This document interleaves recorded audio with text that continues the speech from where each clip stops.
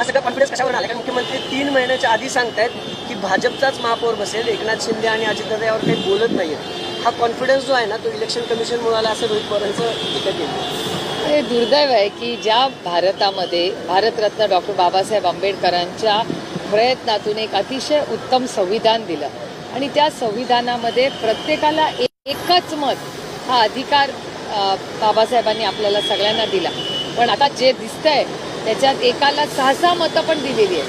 त्यामुळे हे जे नवीन चाललेलं आहे हे दुर्दैवी आहे. आणि तंत्रज्ञानाच्या काळात म्हणजे आपण सगळ्यांनी एक फॉर्म भरला तर आपली 0.01 काही चूक झाली किंवा शेतकऱ्यांनी कर्जमाफीचा फॉर्म भरला तर 1 मिनिटात तो रिजेक्ट होतो. त्याचा इन्शुरन्सचा फॉर्म भरला तो 1 मिनिटात रिजेक्ट होतो. पण मताची नावं 6 राहतात. मला आश्चर्य वाटतंय. आणि तीच गोष्ट लाडकी बहीण योजनेमध्ये दिसते. लाडकी बहीण योजनेमध्ये पहिल्या टप्प्यात 25 लाखहून जास्त महिलांची नावं कमी करण्यात आली. कशी काय कमी करण्यात आली, का कमी करण्यात आली, याचं उत्तर महाराष्ट्र सरकारला द्यावं लागेल. याच संदर्भातला प्रश्न आहे की लाडक्या बहिणींच्या नावावरती गाडी नाही अशाही बहिणींची नावं कट करण्यात आली, अशी अनेक चित्र आता समोर यायला.